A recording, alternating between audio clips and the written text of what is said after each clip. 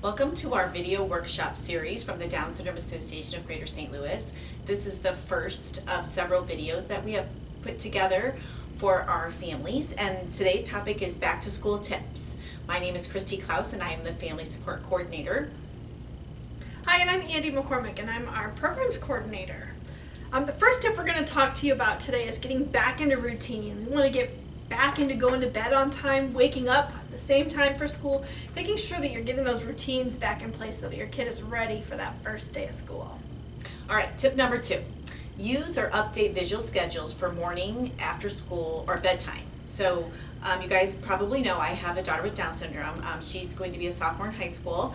She starts next week, and we still use morning routines. I created this with Microsoft Word, but which is pretty easy to do, or we can help you here if you're trying to create routines. What routines do is just list the steps that the child needs to go through in the morning or after school and bedtime, and it gives them a checklist. It gives them a sense of independence. It also helps take you out of the routine. You can point to their schedule, they can check it off themselves, but it's a great way to create independence for your child. Tip number 3 would be to write up a one-page summary for your child's school about your family, what your child likes and dislikes, what motivators they have, what are things that they're afraid of, tips, the things that work at home, we use this special thing and it helps my child be successful at. If you share that with school and the team, then they're a little bit more prepared for your special, wonderful child. All right, tip number 4.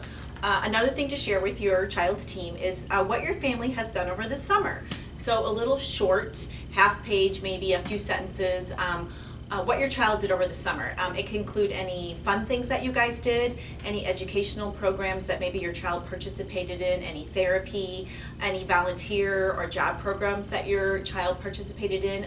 What this is for is conversation for the team, things for them to talk about with your child, and it also lets them know what kind of things that your family did over the summer that are promoting your child to be out in the community and to participate in the great activities that we have in and around St. Louis. Another thing you can do is set up a time to visit your child's school on a different day besides Meet the Teacher. Sometimes on those Meet the Teacher nights or back to school nights, it gets really loud and crazy and it's just a little bit overwhelming. So schedule a time to go in when it's a little quieter, maybe a time when the teachers are just working on setting up their classrooms. And then you can meet the staff. It's a little quieter, a little more comfortable, and it helps you connect personally with the team. And you can bring those summer schedule and that one-page summary along with you when you go meet with your child's team. Perfect idea. So number 6. So you can use the back to school time to work on independence for your child. For instance, maybe they could start with the school year with setting an alarm for themselves. They can choose their clothes the night before. It gives them those choices, that independence. You can use the routines for some of those things. Also making their lunch the night before. That could be something that they could work on. Or you can help them make it. Even if your student might not be quite ready to do something on their own, you can work with them on those steps toward independence in doing some of those tasks. Tip number 7 is to determine how communication is going to happen between your family and your child's school. Is it going to be email? Are you guys going to pass a notebook back and forth? Are you going to text? What does it look like for your child's teacher, para, and general education teacher? How are they going to communicate with you to let you know each day or each week how your child is doing at school? Okay, on to number 8. If your child's team members are new to Down syndrome, or maybe it's been a while since they had a student with Down syndrome in their class, consider sharing a resource that we have created. It's called Supporting the Student with Down Syndrome, Information for Teachers. This is a short booklet. It can be found on our website. Under resources, education resources. You can print this out for them if you would like, or you can send them the link via email. And it kind of covers any of those sort of special medical and educational things related to educating a student with Down syndrome. Tip number 9 is to check to see if your school offers any ability awareness programs. If not, maybe think about doing one for your child's class, or you can call us and we'd be happy to go to your child's school and present for you, or we'll help you create your own presentation specific to your child. We can help you create age-appropriate presentations as well. Another thing you can do is also encourage your child's teachers to come to our Down Syndrome Education Specialist Program training.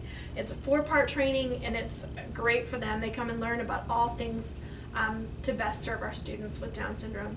And you can find that on our website as well under education programs. Okay, and finally, tip number 10. Check into the extracurricular activities for students at your child's school to see what your child might be able to participate in.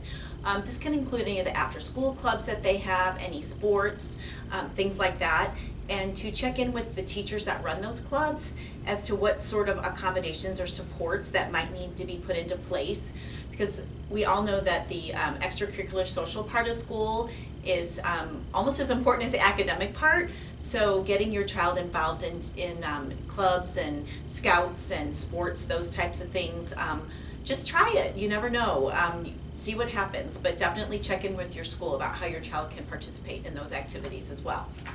And we are here to support you as you get ready for the next school year. It's such an exciting time of year as your child grows to the next level. If you need any help or any questions, please feel free to contact Chirsty or I, and we would be happy to help you with any questions you have about back to school. Thanks, and have a great school year.